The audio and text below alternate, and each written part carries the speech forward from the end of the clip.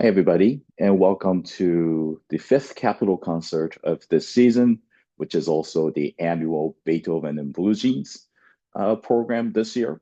And for this year's installment of Beethoven and Blue Jeans, the orchestra will be performing his iconic and epic Third Symphony, Symphony Number 3, known by its subtitle or the title Eroica. And this was a piece that really, in a way, I think it's a lot of us consider this to be really the one of those um, revolutionary pieces of music that really changed the course of music history. Whether Beethoven knew that's what he was doing at the time he composed it. In retrospect, this was sort of the unleashing, if you would, or the opening, really true beginning of the Romantic era.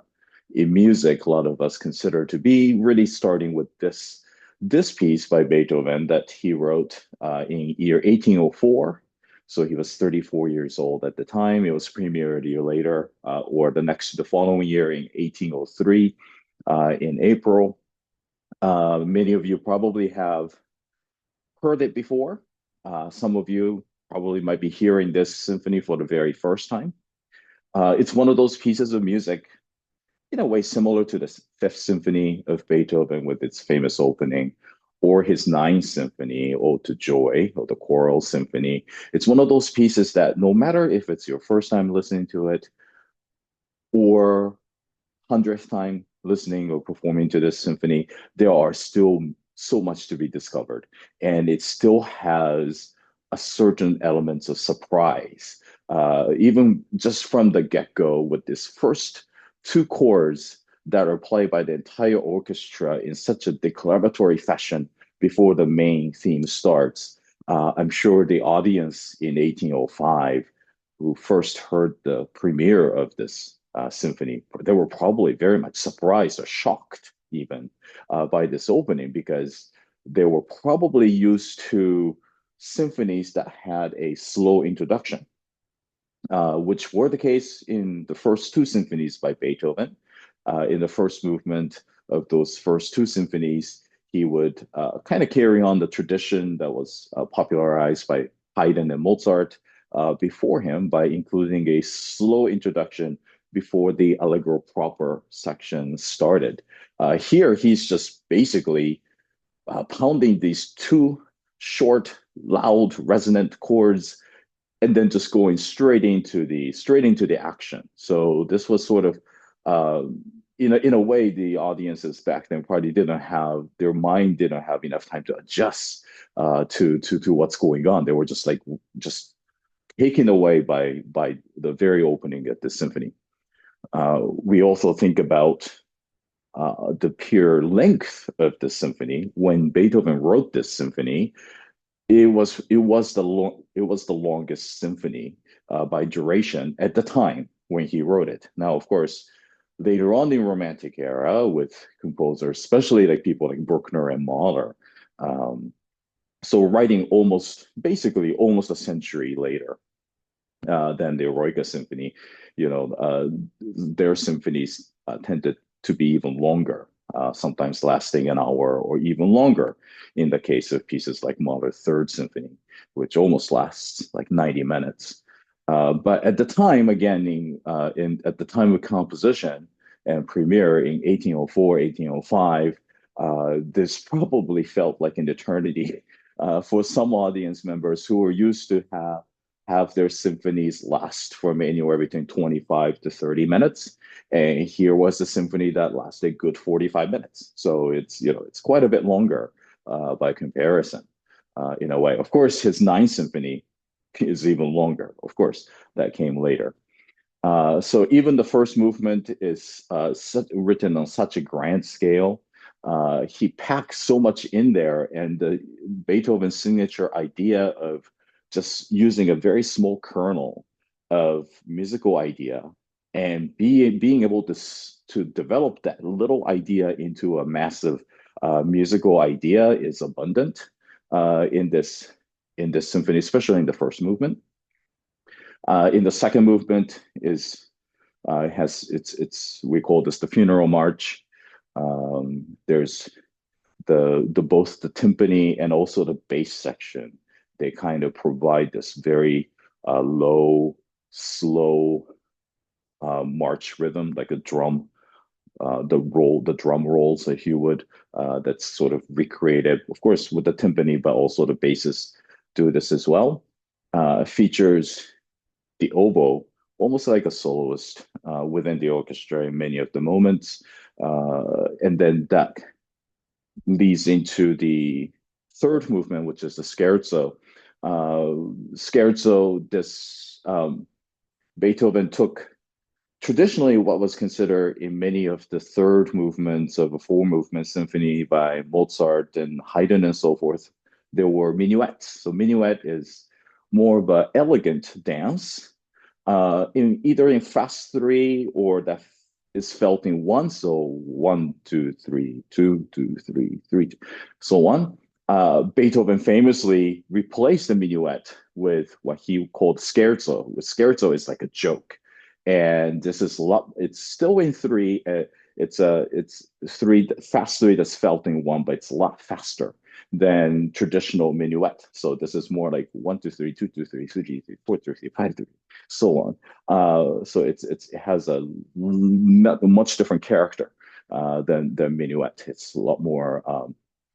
In a way, it's more frenetic. It's very like hyperactive kind of movement in a way, even though a lot of it is quiet too. So it's just very very like intense, but in a quiet way. In this one, in the middle section of the scherzo, is you will hear the three horns. Sort of the horn section comprised of three horn players, sort of functioning as a solo group, like a soli group in this, kind of playing almost like sounds like a hunting call inspired type of melody in the middle of it. And then that finally gets us to the fourth movement, the finale, which is really a set of theme and variations that kind of goes through many different moves and drama throughout this final movement. The finale, the theme that he develops, uses in this finale was his own. He is using one of the themes that he used in an earlier piece that he wrote a few years before in 1800. He provided music for a ballet called the subject was the creatures of Prometheus. So in a way, again, well, we'll get to the sort of the subject matter here a little bit in a little bit, but he's using his own theme here. Goes through many moves, as I said. It gets quite triumphant. At times, it's very silly, comical, almost sarcastic, humorous in a way that you might not expect from, especially from the first two movements of this symphony, which seem very serious. And then, but in the last two movements, is the symphony Beethoven showing his sort of humorous side, witty side as well. And that's the structure basically of this mighty Eroica symphony. Much has been made about the title, Eroica, meaning heroic in Italian. And there's a famous story of how when he began working on this symphony, and this comes on the heel of the famous Heiligenstadt Testament that he wrote in 1802, where he talked about his struggle with dealing with increasing level of deafness, and that has really kind of added to his social anxiety, in which he just felt like he was alone in the world. He can't really effectively communicate verbally with others, so thus making it harder for him to make friends and so on. So he was feeling this sense of isolation, and as a result, in a way, he wanted to kind of burst, just express himself through his music, and this symphony was sort of the big first big product of that new sentiment. At the same time, also he at the time sympathized a lot with Napoleon. This was before. Sure, he was still the first consul of France before he became the emperor, and so Beethoven sort of saw in Napoleon at the time sort of the symbol of revolution. He also identified with Napoleon that they didn't inherit wealth. They weren't born into their positions. They really had to forge their own way, and Beethoven felt as though that's what he was trying to do musically, was to kind of create a revolution in a way. But then, so initially, you could see like there are the first manuscript of the symphony of Beethoven, and you could see in the title page, he he initially wanted to title it and dedicate this to Napoleon, so title it Bonaparte, and it was supposed to be dedicated to Napoleon. But then, of course, Napoleon crowned himself emperor. There was a famous story of how Beethoven, upon finding that news, so hearing that news, became enraged, tore the title page, basically saying something to the effect of, oh, of course, about Napoleon. Yeah, of course, in the end, everybody, he's also egotistical and selfish, and now going to become a tyrant. So then he changed the title of the symphony, took the dedication away, of course, and under the title became more generic, Eroica or heroic. And then there's little words after that. It says Eroica, and then he said composed to celebrate the memory of a great man. That ended up becoming the title for the symphony. You could see also what possibly sort of Beethoven's mind here about the finale. So the theme that he quotes to really form the basis for this brilliant theme and variations that forms the finale from his ballet music about the type called The Creatures of Prometheus. Of course, he identified also with Prometheus because in mythology, Prometheus was the one who stole the fire from the gods and gave it to humanity, so humanity can evolve and improve and advance. And so it's sort of, you could see how in Prometheus was sort of considered then sort of rebellious, of course, in a way, for the good of humanity. And you could see how Beethoven, in this particular moment in his life, probably identified with that theme as well, of Prometheus. So it's kind of fitting then the symphony about a hero ends with sort of his brilliant take on material that he used writing about Prometheus. It's quite fitting. In the first half of the concert, we have two pieces, including a French composer, Camille Saint-Saëns, his Piano Concerto No. 2, which will be played by Noah Kim, who was the 2023 Arthur Fraser competition winner. And he is coming back. He's based in Chicago. That's where he grew up. And he's coming back to Colombia to perform in the entire concerto, the second piano concerto by Camille Saint-Saëns. We think of composers, especially in from the past, people like Mozart, Mendelssohn, Schubert, all these composers who kind of died young, in a way. Of course, the life expectancy has changed from their days, but it was unusual because, in a way, when Saint-Saëns died, he was in his mid-80s, so he had quite a long career that spanned really sort of the heydays of composers like Franz Liszt, and so that like sort of the height of Romanticism, and that has sort of moved into sort of the turn of the century with sort of the rise of composers like Claude Debussy with Impressionism, Maurice Ravel, so on. And of course, in Paris, you had these wild ballet music that was unleashed upon the public by Igor Stravinsky, pieces, of course, like The Rite of Spring and Petrushka and so on. He witnessed all of that. He even wrote, he was one of the first composers to write film music. For the sort of the early days of moving pictures. And so, again, like, yeah, because he lived such a long life, he Saint-Saëns composed a lot of music, also, and he was also a famous teacher at the conservatory, well-known pianist. He was a well-known organist, as well. All of the piano concertos, and there are five of them. We're playing the second one. All of them, he premiered, as a soloist, playing the piano part. So this was no exception. But this concerto was kind of interesting. He was composed in a hurry.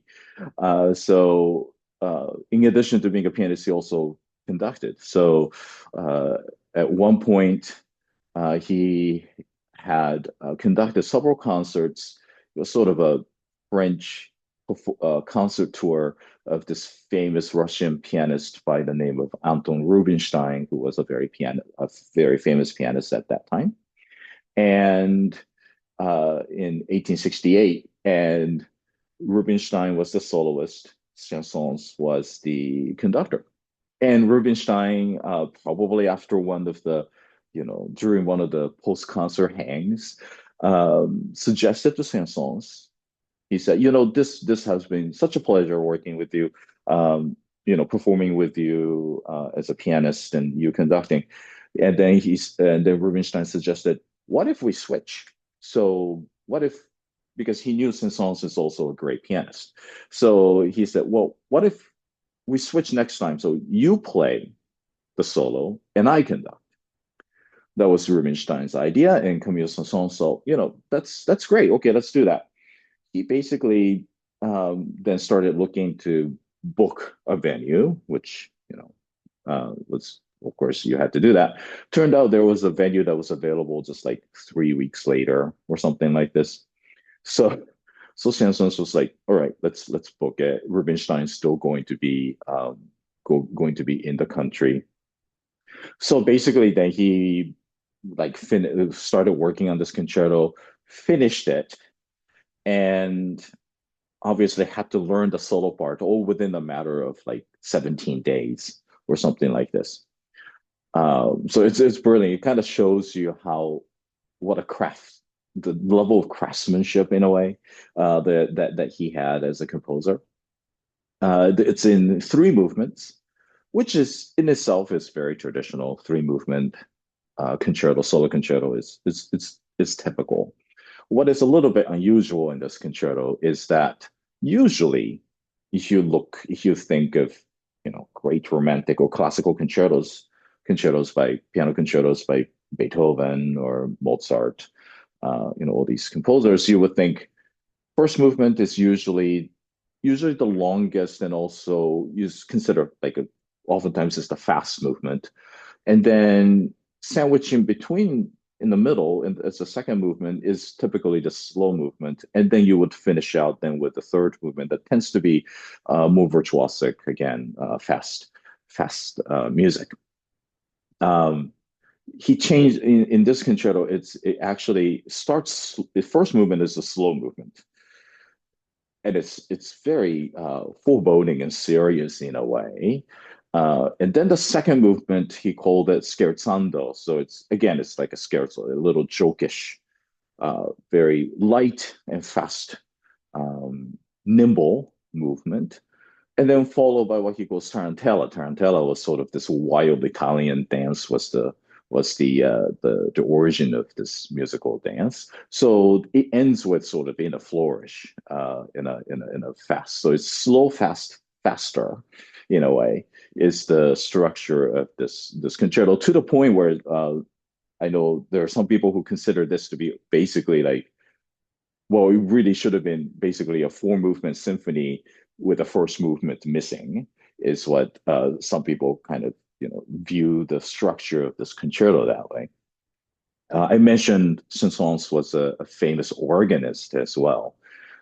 So in the first movement, it does kind of have a sense of there's the the way he opens, and then the it opens just with the piano, and all the figuration is very reminiscent of Bach, music of Johann Sebastian Bach, and it's almost as though it could be one of those keyboard toccatas or something, or could have been one of the well-tempered clavier movements. So it's a lot of these figurations, and before the orchestra comes in, then leads to a main section that is more lyrical. But there's this level of sort of homage to Bach, and I'm sure Saint-Saëns was well versed in performances of performing Bach's music, especially on the organ as well.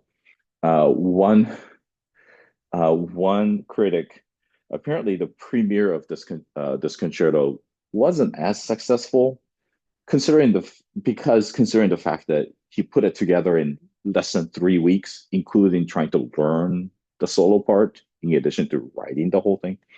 So he felt like he wasn't the best prepared, of course, for that premiere. So one critic took an issue with sort of the structure of the concerto, and kind of made a remark saying, "Well, the concerto starts out with a Bach and then ends with an Offenbach." So sort of ends in more of a very lighthearted way, although it starts out very serious. So it's kind of an interesting way to describe this concerto. To open the concert, we are featuring there are so many great South Carolina composers, even right here in Columbia as well. We've featured music of John Fitzrogers before, who teach here at the School of Music at USC. David Garner, who is also a faculty member, composition faculty at the School of Music here as well. And this is for the whole orchestra, this is the first time we're performing music by Mandy Fang, who is also on faculty at the School of Music as well. And we're doing Mandy's piece that comes from 2005 called Noir. So color black is really the idea. It's a short fantasy in a way for orchestra. And she says, I'm just going to quote a little bit of Mandy's own program notes here. So she says, Noir is orchestral work that delves into the profound significance of the color black in art and emotion. So the piece reflects the deep, rich contrast that the color noir or black embodies, evoking themes of mystery, elegance, and introspection. In French, noir signifies more than just the color black. It also conveys a sense of the unknown, depth, and dramatic tension. And so you will hear that a lot in this piece, where it just even at the beginning of it, it starts out with basically like a short duet in a way between the lowest instruments that she uses in this piece, so the contrabassoon and the bass and the string bass. So they kind of have this rumbling duet before the big explosion happens in the timpani. So there's a lot of sudden shifts of dynamics, of the textures as far as how many people are playing at the time, the tempos too. So it's almost like it's dark, but all of a sudden you see flashes of light in this music as well. She says the interplay of light and dark in the music mirrors the emotional weight that Noir carries, inviting listeners to engage with a spectrum of feelings from melancholy to serenity. Um, Throughout the piece, motifs emerge and transform, creating a dialogue that resonates with the complexities of the human experience. As you immerse yourself in this work, allow the music to guide you through a rich exploration of beauty and introspection, celebrating the profound power of the color black to evoke deep emotional landscapes. There are many virtuosic uh, passages. And then there are also these, she calls them jazzy. So there you hear sort of this almost like a hazy, smoky, room, like a lounge or something. And out of it emerges this muted trumpet solo that sounds very distant and almost like a memory in a way, before other orchestras join in. So it's the piece, even though it's very specific in the way it's written, the way it comes out at times sounds very much like an improvisation, which is very cool. That's a very cool effect. And so it's about a 7 minute piece. So it's quite short, but Mandy packed a lot in there. So I'm curious to see what each listener takes away in a piece like this. What kind of images might be conjured up in your mind, or what do you picture? Um, Even not knowing like what Mandy's program notes say. So I'm very curious to find out. But that's the concert. So hope you can join us. And next concert after this, the final Capitol concert in April features one of my favorite pieces. That is the Symphonie Fantastique by Hector Berlioz. So I'm looking forward to bringing that piece back here to Colombia. Thank you as well always for joining us, and we'll hope to see you soon.